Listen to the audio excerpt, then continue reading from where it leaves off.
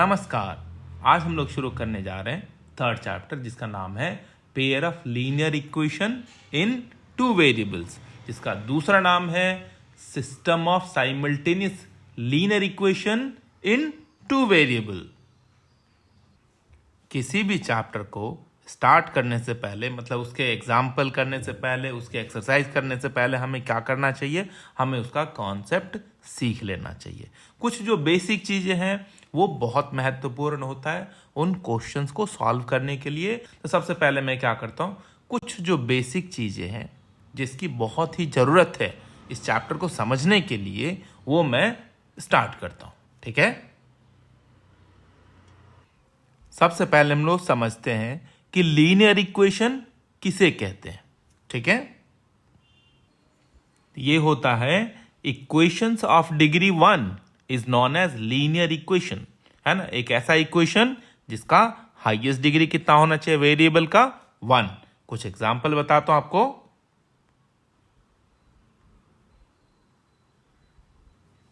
तो यहां पे देखो मैंने 3 एग्जांपल्स लिखा है जिसमें देखिए हाईएस्ट डिग्री आप खुद देख सकते हो। हाईएस्ट डिग्री कितना? यहाँ पे 1 है, यहाँ पे भी 1 1। ये जो भी देखिए जो भी वेरिएबल्स है सबका हाईएस्ट डिग्री पहले इक्वेशन में, दूसरे इक्वेशन में या तीसरे इक्वेशन में कितना है? 1 है। इसे कहते हैं लीनियर इक्वेशंस, है ना। इसे क्या कहेंगे हम लोग? ये सारे के सारे क्या है? लीनियर इक्वेशंस है। इसमें कितने? 1 वेरिएबल है तो इसको बोलेंगे लीनियर इक्वेशन इन 1 वेरिएबल। इसमें आप देख सकते हैं 2 वेरिएबल्स है x और y, इसको बोलेंगे लीनियर इक्वेशन इन 2 वेरिएबल्स। इसमें देख सकते हैं आप 1 2 3 वेरिएबल्स है x y और z, तो इसको क्या बोलेंगे हम लोग? Linear equations in 3 variables and so on. ठीक है, इसका नाम लिख देता हूं। ये कितने वेरिएबल्स में इक्वेशन, ये सारे के सारे क्या आपके लीनियर इक्वेशंस हैं।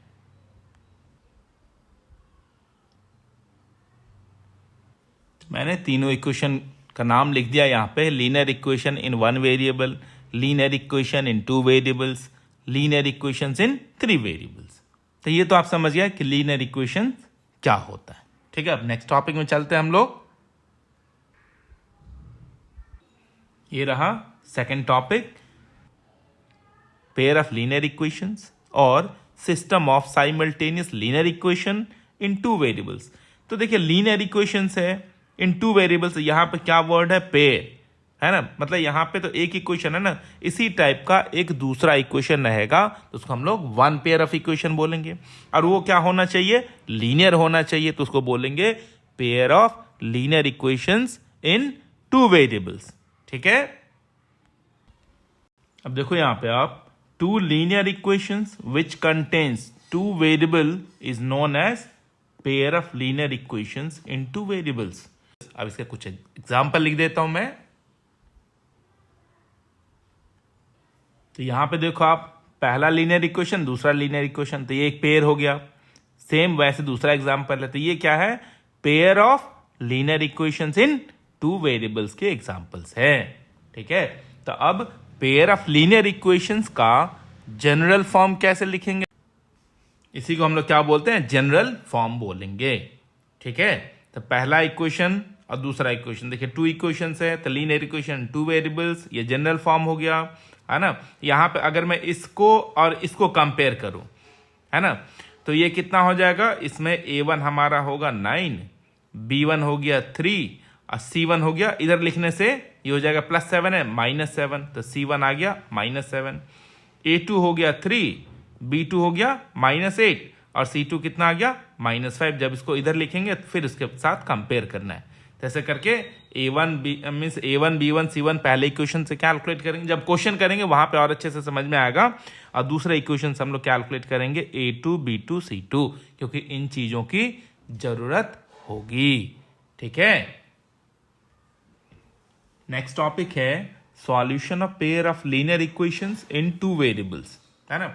कि ये जो हमें 2 इक्वेशंस दे रखा होता है उसका सॉल्यूशन किसे कहते हैं, सॉल्यूशन क्या होता है।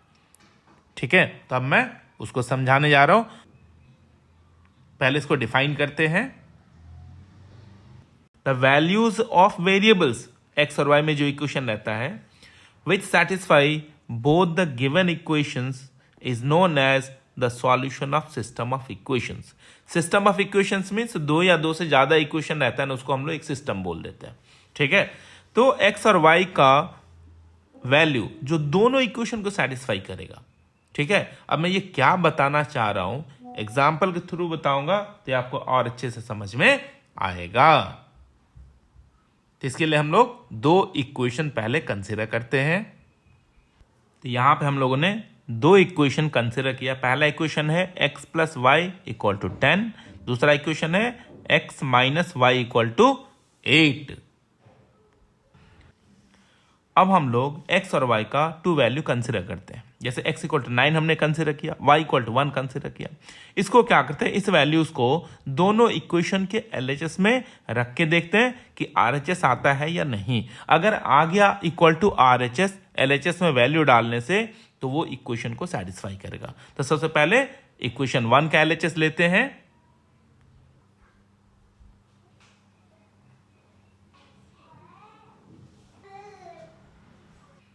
अब यहां पे देखो, फ्रॉम इक्वेशन 1 हमने LHS लिया. LHS कितना, x प्लस वाई, वो x प्लस वाई लिख लो आप. जहां x है वहां पे 9 रखो, जहां y है वहां पे 1 रखो. तो 9 प्लस 1 कितना, 10 आ गया. अब आप कंपेयर करो RHS के साथ, तो आप क्या देख रहे हो, इक्वल टू RHS आ गया.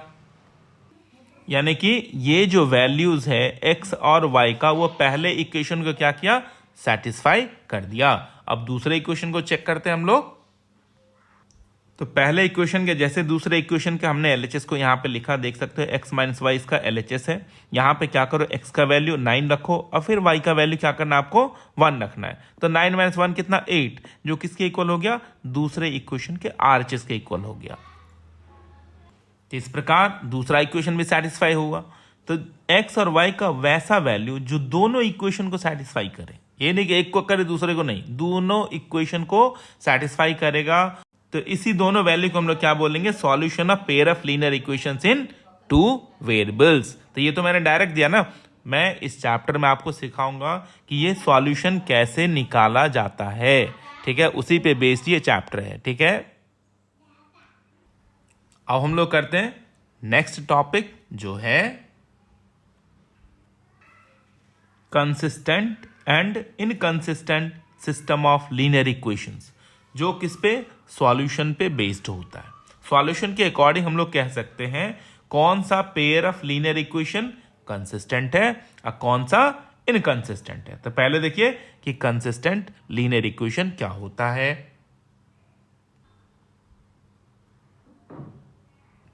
तब आप देखो कंसिस्टेंट लीनियर इक्वेशन क्या होता है. तो pair of linear equations have at least one solution, इसके कम से कम एक सॉल्यूशन तो होने चाहिए, या एक से ज्यादा भी है ना. या तो एक सॉल्यूशन हो या एक से ज्यादा सॉल्यूशन वाले इक्वेशंस होंगे, उसको हम लोग क्या कहेंगे, कंसिस्टेंट लीनियर इक्वेशंस. इसका ठीक अपोजिट, जिसका कोई भी सॉल्यूशन ना हो, विच हैव नो सॉल्यूशन, उसको हम लोग क्या बोलेंगे, इनकंसिस्टेंट. दूसरा टाइप है inconsistent linear equation, means pair of linear equations have no solution, जिसका कोई भी सॉल्यूशन होगा ही नहीं. ठीक है, अब हम लोग पता लगाएंगे कंडीशंस, जिस कंडीशन के अकॉर्डिंग हम लोग कह सकते हैं कि इक्वेशन कंसिस्टेंट है या इनकंसिस्टेंट. जो मैं अब कंडीशन बताने जा रहा हूं कंसिस्टेंट का और इनकंसिस्टेंट का, बहुत इंपॉर्टेंट है इस चैप्टर के लिए, उसको बहुत ध्यान से देखना. ठीक है, conditions for consistent and inconsistent solution. General form of pair of linear equation हम लोग जानते हैं, उसको पहले लिख लेते हैं हम लोग. तो इस फॉर्म में रहता है वो, पहला ये हो गया हमारा फर्स्ट इक्वेशन, ये रहेगा हमारा सेकेंड इक्वेशन, ये हो गया इक्वेशन 1, इसे लेंगे इक्वेशन 2. इक्वेशन 1 में जो x का कॉफिशिएंट होगा उसको a1 कहेंगे, y के कॉफिशिएंट b1 होगा, कांस्टेंट टर्म c1 होगा. वैसे इक्वेशन 2 में ये a2, b2 और c2 होता है ना. अब देखो, अब पहला कंडीशन है कि हमने a1 बाई a2 निकाला, मीन्स a1 बाई a2, फिर हमने निकाला b1 बाई b2, मतलब y के कॉफिशिएंट का रेशियो निकाला, ये x के कॉफिशिएंट का रेशियो निकाला, a1 बाई a2 b1 और b2, और दोनों आपस में इक्वल नहीं है, then system of equations have unique solution. Unique solution का मतलब हुआ उसका सिर्फ और सिर्फ एक ही सॉल्यूशन होगा, that is only one solution. तो कम से कम एक सॉल्यूशन तो है। तो एक सॉल्यूशन होने का क्या मतलब हुआ कि ये इस टाइप के सिस्टम ऑफ इक्वेशंस क्या होगा, कंसिस्टेंट होगा। ठीक है, अब इसको मैं कुछ एग्जांपल के थ्रू बताता हूं।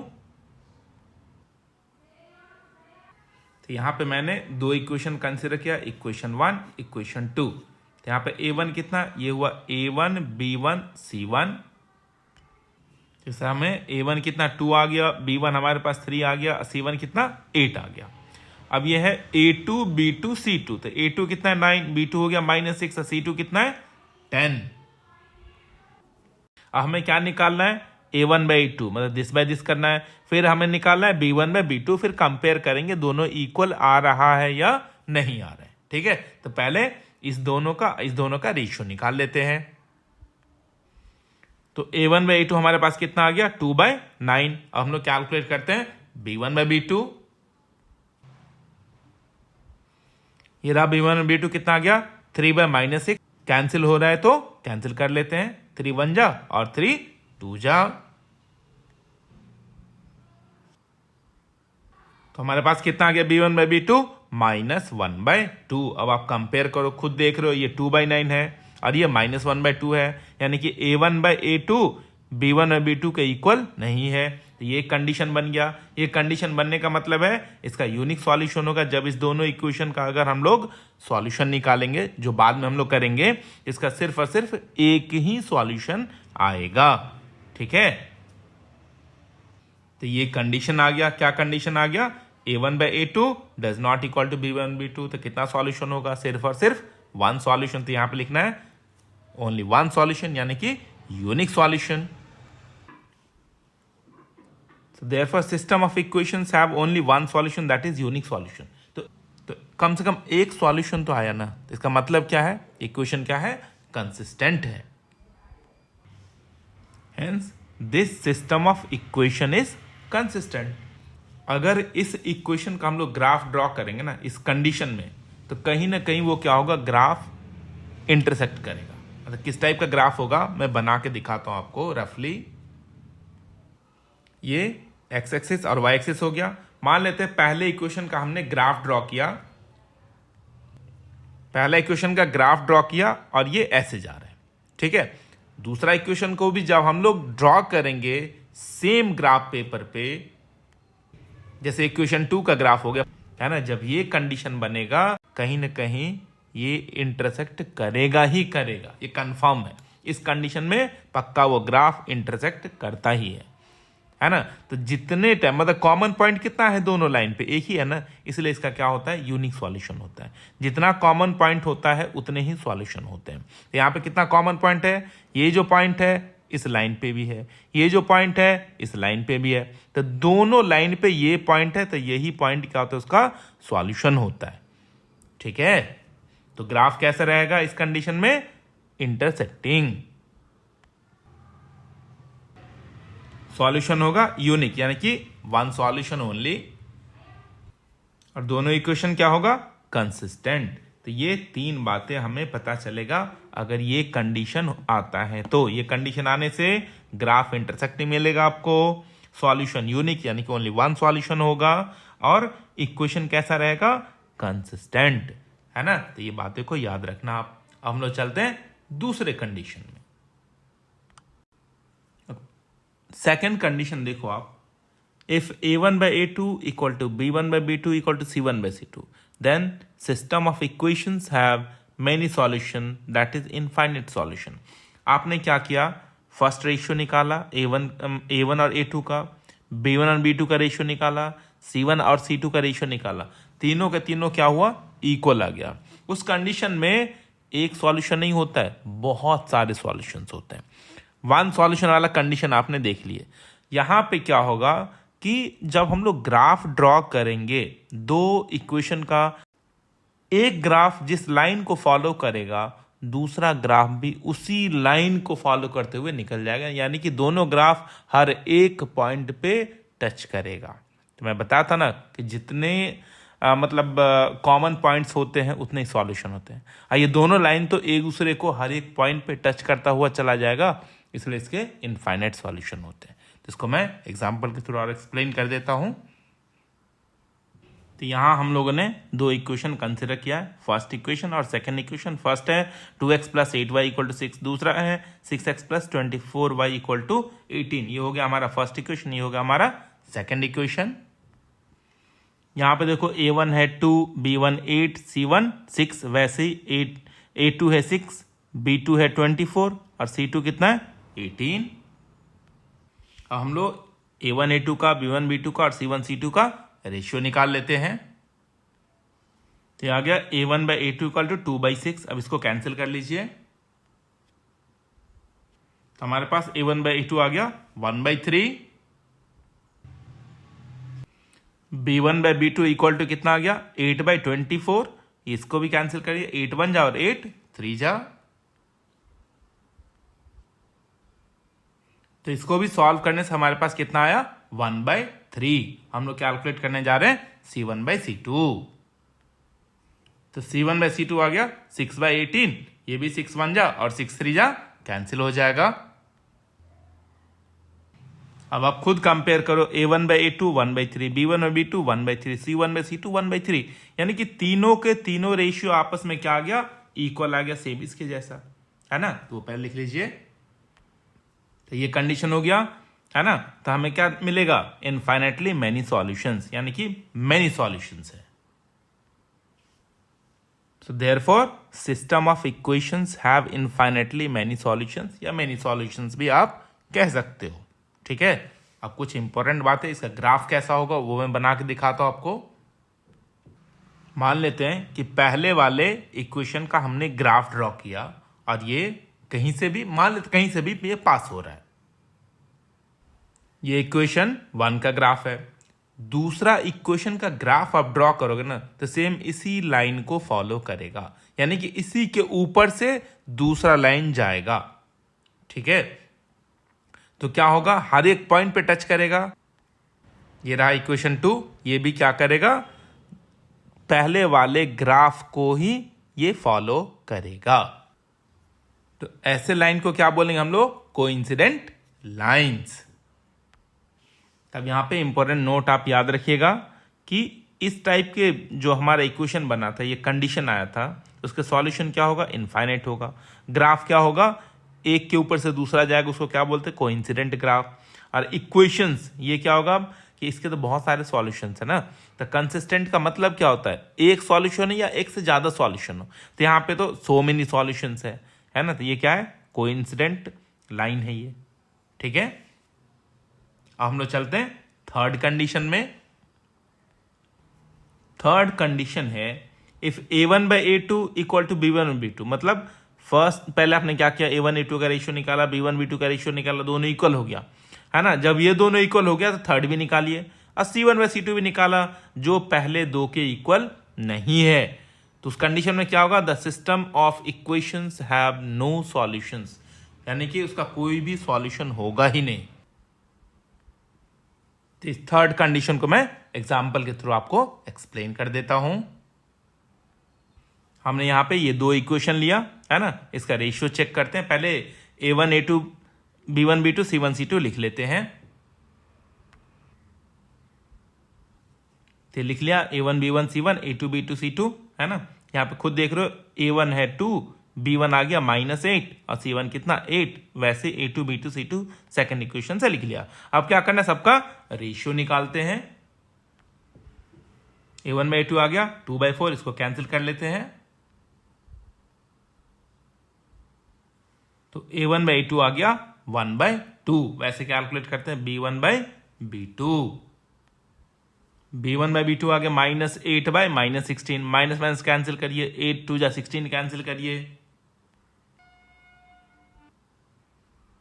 ये भी कितना दे रहा है हमें 1/2।